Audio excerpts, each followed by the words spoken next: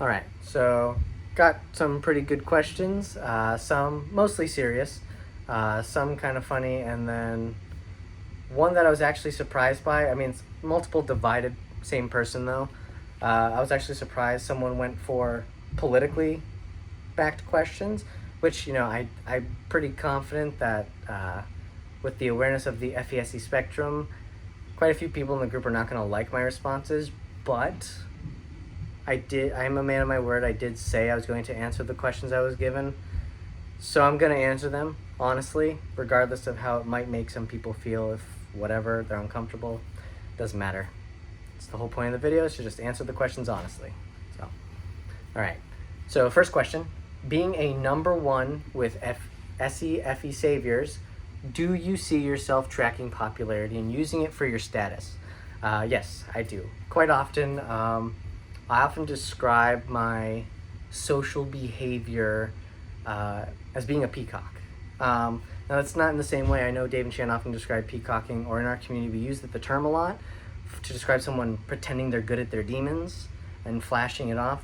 When I'm referring to peacocking and I say I'm peacocking, what I mean is I'm putting on a certain colorful or attention-grabbing display in regards to my aesthetic. So my appearance, as you can see the shirt I have on, this is going to grab much more attention if I walked in a room as opposed to just a plain white dress shirt. Even though that might look good, it might be a solid choice for the occasion, it's not going to draw nearly the amount of attention as a shirt like this. So things like that. I do pay good attention to the details when I'm making or putting together a new attire, outfit, just the aesthetics in general. I pay a lot of attention to, and I put a lot of work into them. My own physical upkeep as well, just to make sure that the image I display is not only a more attractive image or a positive image, but it also reflects like, hey, I have, a lot of my stuff together. Like, I'm not just all over the place. So just by looking more put together, people will trust you more. Therefore, it's better for building upon my own reputation. And the reason I take it so seriously and I really care about reputation in the long term is because I would say that after time, reputation is the most valuable currency. A lot of people don't really think of reputation as a currency. They think of it as a place on the totem pole, but it's also a currency in the sense that we often trade on reputation. We don't think about it. We just do it automatically as a species. But we do. We trust certain people because of their reputation. So we're willing to pay them with our time in certain ways, or with certain actions, or doing things for them based on the trustworthiness of that reputation, or what we believe that they're competent in. Even if you trust them, maybe don't trust them with certain things, but other things. Like, for example, we trust, as a society, we trust doctors a lot. Well, we only trust them because they've invested time to build up a reputation for, I'm competent in the field of whether it's medical studies. I know there's more types of doctors out there than that, but so, for example, it's a medical doctor, then he's built up this big reputation over time by putting in a lot of work, a lot of time, years of experience, all these things to build upon what was essentially zero. Like, look at it like a bank account. There was no money in it, and now he spent all these years putting all this money, saving it up. So that way when people, question him, they'll come up and like, hey, I'm, feeling pain here, wherever. And the doctor will say, oh, well, you should take this or do this or whatever. And most people don't question it. Most people just go with what the doctor recommended because he's built up the reputation, and you see that he's built up the reputation. And because of that, you're willing to trade your time and invest your trust into this person. So that is the primary reason as to why I do care very much about reputation. It's not just an ego thing, it's a wise long-term investment for yourself. All right, so that was the first one. Next question, does it somehow feel natural to do your blast when it when you do it, since it's technically still your first two functions via grant stack. Now, if I do seem kind of slow with some of the questions or have to reread them, I do have minor dyslexia, so that sometimes trips me up. But I would say yes. Blast, I have a weird relationship with my blasts. It is last, so it's something I don't go out of my way to do. However, I wouldn't say I avoid blast because I want to avoid blast. I just don't want to do the steps to get to the blast. So that's where the problem is. It's the steps leading up to the blast, not the blast itself. Yeah, the blast does actually feel kind of natural. When I'm in a blasting state, I don't feel like an angst of like having to do it right, or I feel like, oh, I have to do this, like this massive burden. Once I'm in that mode, I'm in that mode. So it feels kind of just comfortable and like normal talking, just more lecture format instead of conversational format. So yes, it does feel more natural despite being my last one. And I think that probably does have to do with the fact that my first two functions in my grant stack are my blast functions. And then there's a second part to that question. Well, it's not really to that question, but it's same person. Also, how are you still save your DE despite being double activated masculine DI plus number 1? The way I explain it or view it for myself is the functions, the animal stuff, they're just a process and an order. But that doesn't necessarily dictate how much time you're spending in that one function or mode or animal, whatever you want to call it. Because yes, I start with FE because FE's at the top. So I'll always start my processing with FE, taking in the value spectrum. And then I'll go to, but it's only single activated and it's feminine. So I don't really respect it. And it's only single activated. So because of that, I'll spend time there. But as soon as I'm done here, I'm doubling down on the SE and the TI. So as soon as I leave this, I'm right into consume, right out of the play. So the SE still carries over. So I'm still spending time in SE when I go to my consume. And I'm no more FE. I'm now in TI SE. And then when I drop down again, I go out of SE, but I keep the TI into the sleep. And now NI comes into the picture. So the way I look at it is, even though this is the first muscle in the order of muscles I have to use to accomplish something because of the way my brain processes, I don't spend a lot of time there. I still invest far more time into my DI and into my SE than anything else. Even though the SE is feminine too, so I spend a lot of time there, but I don't respect it, so I'm not going to fight you on it. I will still fight you on the NI over the SE, just because it's masculine. And then, so that's how I conceptualize it. What is the central or set of central concepts / core beliefs about life that you have distilled? So I imagine this is a direct sleep question.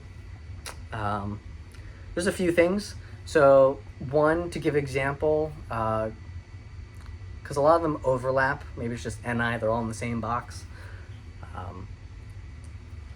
I don't understand why other people don't see this, but I notice a lot of people will say only, like, I'm not saying love is not a good thing, it's a great thing, but hate isn't bad just because love is good.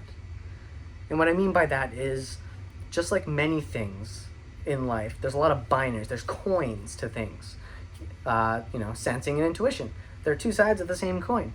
That's how I see love and hate manifest in reality. It seems to be, they're not these separate things. They're just two faces of the same coin.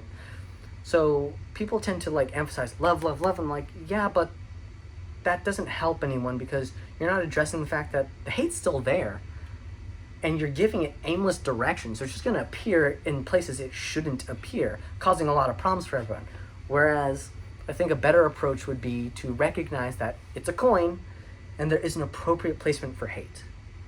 People think of hate as in bad. I think it's because they associate hate with hating people.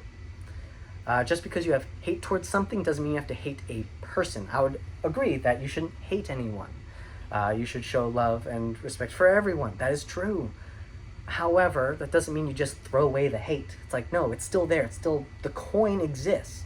So you need to find a way to direct the hate in an appropriate place. I'd say a appropriate direction for hate would be hating things that bring harm to people without justification. Let me clarify, without proper moral justification. So like, trying to think of a good example. I guess it'd be a classic depiction of one of the Christian principles, which is to love everyone but hate certain actions. People tend to confuse that with hate and principle. It's like, no. It's saying the love belongs towards the people. You should love other people. However, there are certain behaviors that you shouldn't tolerate, like lying or stealing or adultery, like someone breaks their vows in a committed relationship, things like that. You shouldn't tolerate those. Those are bad, morally corrupt acts that you should hate. You should hate the act. You shouldn't hate the person, but you should hate the act.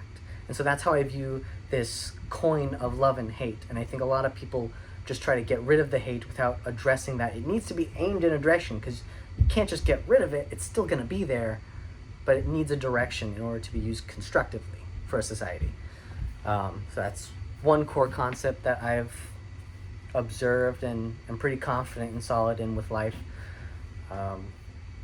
I do firmly believe that there is a creator to the universe, regardless of what other people may say. I know a lot of people say that there's no evidence for a creator. However, in my sleep, I've concluded that there's far more evidence for design than against design.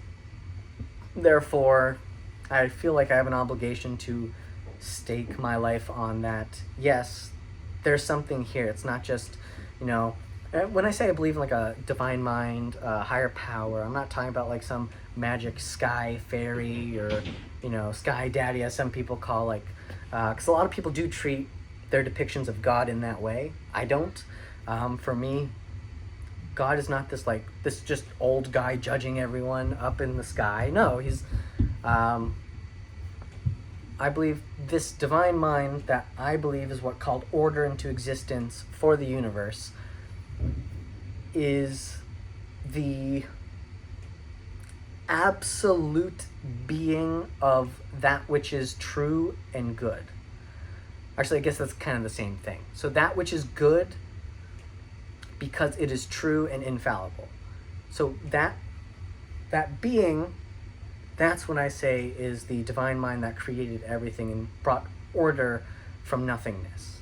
That is my view, and I will fight you on that. That is, I see too much evidence to not believe it. And I also personally believe that picking, even if you think it's wrong, picking the wrong side and having to adjust and make changes later is wiser than just never picking a side. Just saying. It seems, from my perspective, what I've seen with people and how it plays out long-term in history and patterns, it seems like it's just a wiser option to at least pick something in the meantime, even if you don't have all the answers, because none of us do. All right. If you could be any 2048 for a day, which would you likely try on? I actually have an answer for this. I personally would really like to experience what I believe is my true opposite ops type. So if I could be that for a day, I think that'd be cool. So in my case, that would be a double masculine, TINI, sleep, blast, consume, play, number 4. So I'd like to be that for the day. I think it'd be cool because I'd like to compare.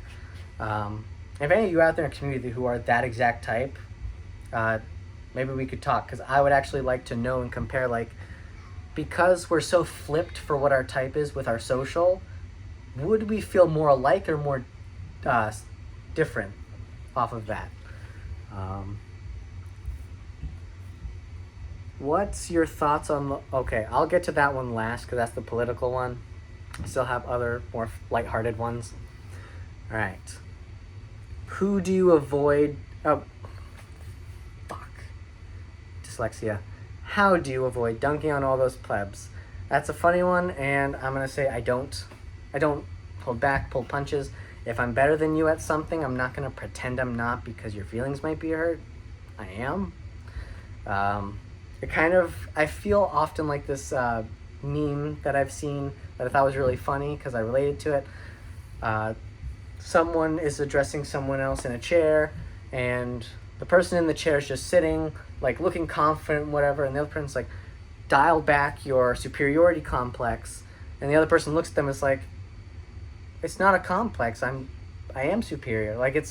And I sometimes feel that way when people act like you have to be nicer because their feelings might be, like someone else's feelings might be hurt if they see that you're doing this really well because they're not. It's like maybe they should just learn to focus on their strengths and stop comparing their weaknesses to my strengths since we're opposite. Yeah, I don't avoid. Let's see. Same person. How does it feel to be recognized as one of the hot people? It's funny. It might sound a little arrogant of an answer, but it does feel good. It's nice to know that people find you attractive. It is, especially as an FESE. However, I can't say that I'm surprised. And I'm not saying that because so many people in the group are ugly. No, that's not what I'm saying. I've known even from a very young age, I've always known that I was better looking than average by a noticeable margin. So being thrown into that category and now learning ops, a lot of the beta quadra males, especially the double feminines like myself, happen to be more attractive on average than the other males of other groups. On average, of course, there are exceptions. So yeah, not surprised. I know I'm good looking. And let's see, going down the list, did that one. All right. What was it like getting your type?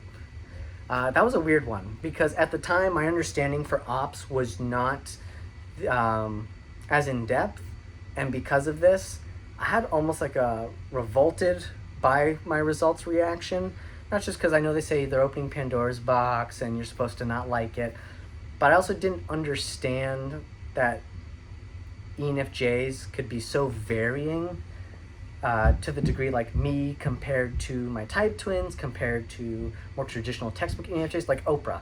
So like when I opened the email that said, here's your results, I was like, like I immediately thought Oprah. And even though I didn't get a type like Oprah, my brain just couldn't detach from MBTI ENFJ equals Oprah because she's such a textbook ENFJ.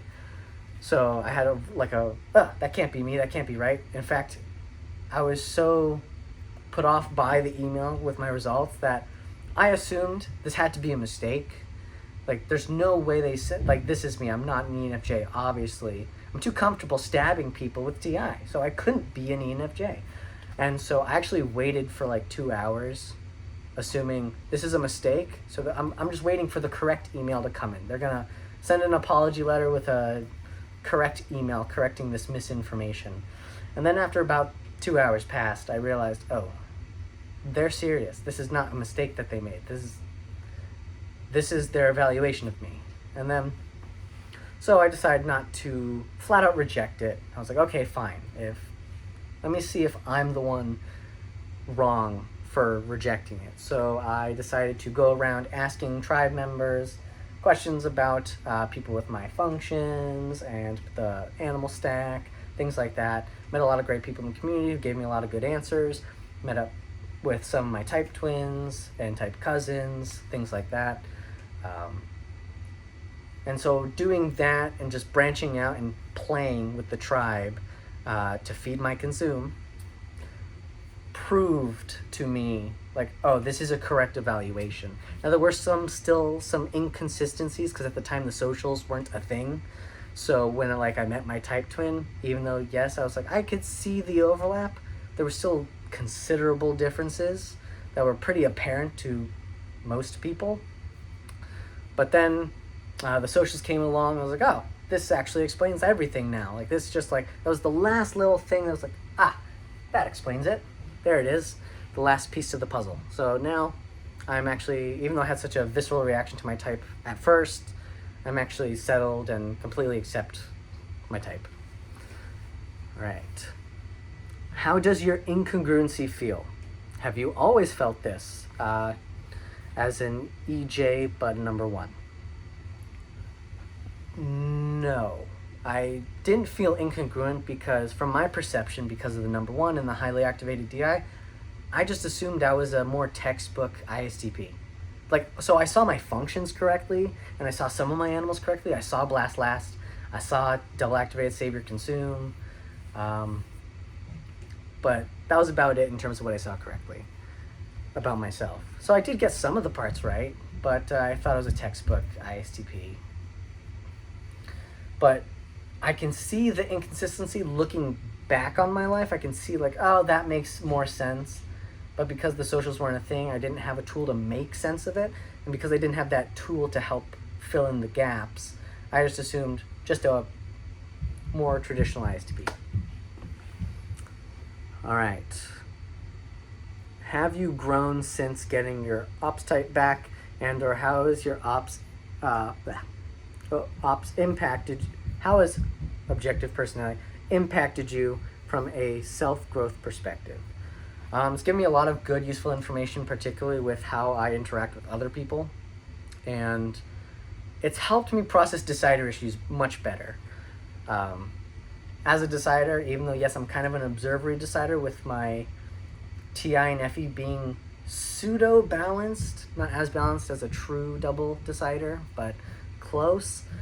However, I still get tripped up with certain decider things of the classic, good versus bad, you're good, you're bad, just throwing people in these moral boxes with little context to the grayer areas of their life, not considering those factors. So yeah, I'm definitely guilty of that. However, the ops has definitely helped for me to better see that gray in between where it's okay, yeah, they're good, but they're also bad, and yeah, they're bad, but there's also some good qualities there, so people aren't as black and white as I would like them to be as a decider.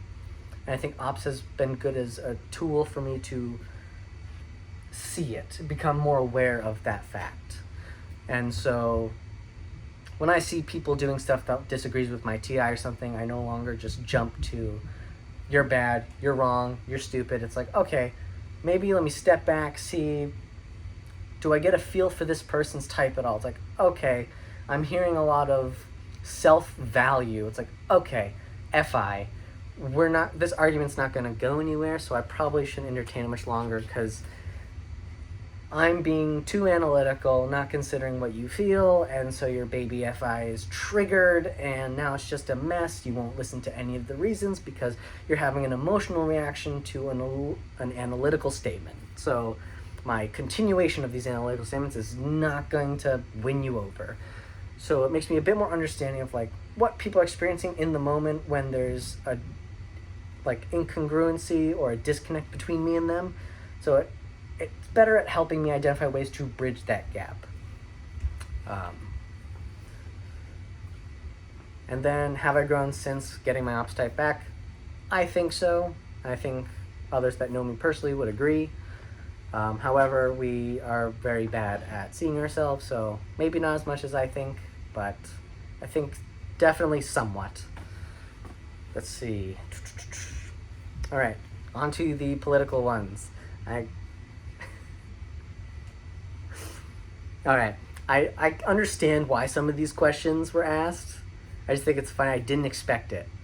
That's kind of exciting. I like surprises. So, what I imagine this question is because I'm lead FE, and a lot of lead FEs are very politically left. There's some that aren't, and I've seen them, but I think the majority of lead FEs are politically left of the spectrum and very on board with a lot of social justice. So the question is, what's your thoughts on the whole woke social justice warriors?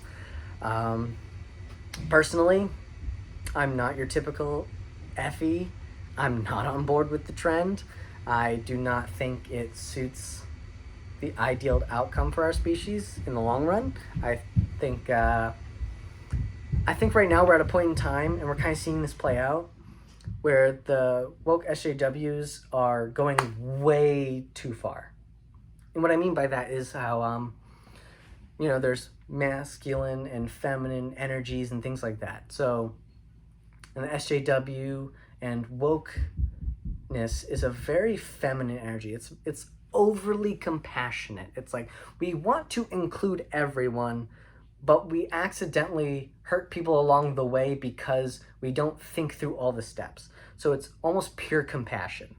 But it's unchecked compassion. And that's where I see the problem. It's like, whoa, whoa, whoa. Sometimes you have to back off the compassion and like, let's step back, think this through before we move forward with how people are feeling. Because just because people feel a certain way, or this person's hurt or upset, or this person's happy, doesn't mean we should act according to that. We should step back, make sense of it, and then move forward with a complete perspective of both the values and the reason together as one.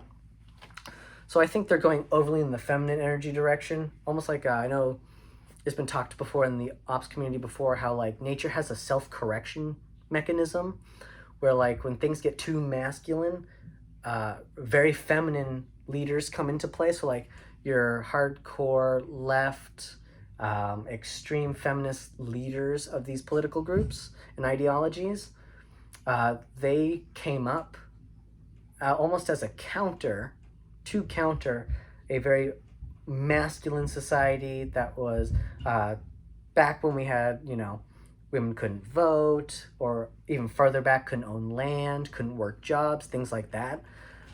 So this feminine energy started building up and like correcting it over time. Now, eventually, I do think we hit a pretty good middle point, which was, I'd say, closer to like the late 90s, early 2000s. I'd say that's where we were kind of in close to, maybe not perfect, but pretty close to a middle point. And then, but because the masculine energy was so squashed, no one was really checking the feminine, and it just kept going and going and going, and the scale started tipping again. And now we have a lot of people on the left freak out over, people like Andrew Tate, people like Donald Trump, like these very overly massive, in your face, I'm the baddest, I'm the best, I'm gonna crush you. Like, not only are they number ones, but they're hyper masculine number ones. There's just all this punchy force right in your face. Don't give a crap about you or anything you feel or believe. Like ridiculously over masculine. Okay. These people, like, here's the joke that people on both sides of the spectrum don't get. But right now, since we're in a more feminine age, people on the left don't seem to get this. They caused those guys to rise up by not checking the feminine energy and saying, hey, are we in a midpoint yet? Like, can we slow down a bit and just nope, we're going, more, no, we need more, and just keep going. You're causing the other half of the spectrum to fold back on top of you. It's like, you're causing these overly masculine people that you consider super misogynist, like these extreme left individuals are the reason these extreme right individuals exist. It's a balance mechanism. So as extreme as one side goes, the opposite side will have equally as extreme people. So I think, personally, the best option right now is to back off on the feminine energy, let it come back a little bit. And then by letting this come back a little bit, these guys will also back off a little bit, and things will hit closer to a balance. It might not be perfect, but it'll be much closer to a true balance point than what we have now. And we won't have to, if we can find, I know it's easier said than done, but if we could find that point, like that range of middle ground, we won't have to worry about these massive swings of, oh, super feminine, oh, super masculine, to crush the super feminine, oh, the super feminine to bring in compassion because people are too callous now, and just this endless cycle of trying to dominate the other for no reason. It's completely avoidable. But avoidance requires awareness of the situation happening, and most people are not aware of this pattern that exists in reality. So that's where I'm on it. Let's see. What do you make of the dynamics of trans women entering cis women's spaces? And what do you make of both of these guys' point of view, these two groups? Okay. Personally, I don't think trans women should be in cis women's spaces, especially if they haven't fully made a transition. Because if you haven't fully made a transition, then you can't really say you're... I don't believe the statement, just because you identify as something, you are that thing. Because a lot of people, especially nowadays, are identifying with how they feel. The problem with identifying with how you feel, just like there's a problem with identifying with how you think. Yes, as a T, I'm going to say you shouldn't identify with how you think. You shouldn't identify with how you think or feel, because negative and positive feelings and thoughts coexist, and they can cohabitate within the same individual. You are not your feelings, so you shouldn't identify with them. You are not your thoughts, so you should not identify with those either. Your thoughts and your feelings are subjective experiences you go through as a human. But because of this, you can't always rely on them for the best answer. And you more often than not can't, because those subjective inconsistencies we create for ourselves, like ignoring our demons, that stems from listening to these feelings, the whim of these feelings, the whim of these thoughts, without stepping back going, whoa, whoa, whoa, where's the middle point for these two? Where's the bridge that has to be formed? Like, where's the gap that has to be bridged? But people are so bent on, I feel this, so I identify as this. I think this, so I'm this. It's like, no, you're not. You're not the collection of either your thoughts, feelings, or the two together. You are the collection of your response, how you act out according which feelings and thoughts you choose to entertain. Your actions dictate who you are, not your thoughts, not your feelings. No matter how intense and personally they may feel, they're still subjective experiences. Keyword, experiences. They're not you. They will come, they will go. So maybe instead of relying on them as the solid foundation, I'm going to stake my life on this. Maybe back up a little bit and say, like, whoa, is this the right move? Like, is this going to lead to decisions I may or may not regret later? Like, what's the answer here? And so for that reason, just because you identify as something doesn't make you that thing. And that's never how reality has worked, ever. Even though, yes, I do have religious beliefs, I am also a man of science. And I try to be in as much accordance and in alignment with the known data as possible. And the known data says identities are subjective, so you can't just, change it on a whim. Like how you feel. Not that identities are subjective. They're subjective in the sense that they belong to you, but just because something belongs to you doesn't mean it's given to you by you. Doesn't mean you have the authority to alter it. For example, if you're at a birthday, and it might not be the best analogy, but I'll go with it anyways because I don't have a better one right now, and someone gives you a gift, is it your gift? Yes, it's your gift. It belongs to you. Did you get to decide what the gift was? No, you had no say, no authority in what the gift was, because it was decided by an external factor. And that's the issue, I think, with the whole people's identities issue, like all these identity politics and people identify as this, identify as that, is whatever. You can identify as whatever you want. That doesn't mean I have to play along, because I can identify reality how I see fit, because it's my subjective experience. So I can live in accordance with my subjective experience. So you don't have the right to force yours upon me, and I have to play nice because it might hurt your feelings. All right? Then second, I'm trying to think of the right way to word it. Feminine sensory. So fun. The other part of your identity, so yes, part of your identity is determined by you, but you're forgetting there's another half.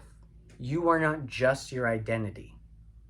You're not just your subjective identity. I keep having to recorrect. Feminine sensory, keep going back. You are also the identity ascribed to you by the external world. So for example, using myself, my name is Anthony. Well, that's the name I'm given by my parents for identification, for simplicity of communication. But what does that mean? Am Anthony, the conscious being that I am I my verbal title? No, of course not. That's ridiculous. So it's like, okay, that's a component of my identification. Okay, so let's go further. I am male.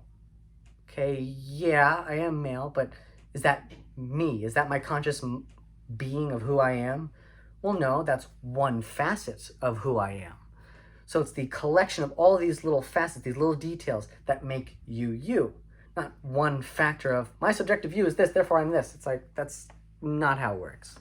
You are a collection of identification metrics that formulate you as the unique creature being you are. All right. And so what I make of these different points of view, I kind of rabbit trailed off, skimmed in a different direction, I know. So next part of the question is, what do you think? Nope, just read that. What do I think of the points of view of these two opposing views? I believe that cis women's spaces should just be, I'm not going to call them cis women, they're women, like they're biological women. That is what they are, that's what they've always been. So I'm not going to, I wouldn't make exceptions or rules to include people just because they feel a certain way. I care more about objective data than how people feel. Sorry, like end of story. Might be lead FE, but I'm responsible to what's trackable in reality. And your subjective identity, sorry, it isn't. It just isn't trackable. So I can't rely on it. It's not consistent enough. So I don't trust it. Basically seeing two FI groups go at each other as an FE, what's on your mind? What do you see? Again, kind of reiterating something similar. Yeah, I lean in favor of the cis women not wanting trans women in their spaces. Not like in the sense like they can't be in the same room. I mean more like yeah, no, trans women should not be allowed to compete in women's sports. Especially, I don't know if you've seen combat sports where they've tried to do this. It is disastrous. And it's actually potentially deadly for the cis women, the regular women. It's deadly for them. You can't allow trans athletes because these people had male hormones coursing through them, which increased bone density and muscle mass, and it has permanent changes to their DNA and their hardwiring and their physiology that give them incredible advantages over their like the true female counterparts in competition. So that's not right to the regular women, the biological women, whatever you want to call them. You're robbing them of their potential success and joys of competing in these sports because you want to make this group feel included. So you're willing to expend and sacrifice the safety of this one and the accomplishments of this one just because this one's a little bothered that it can't play sports with that one. Really? Like, that's just so illogical and irrational. All right.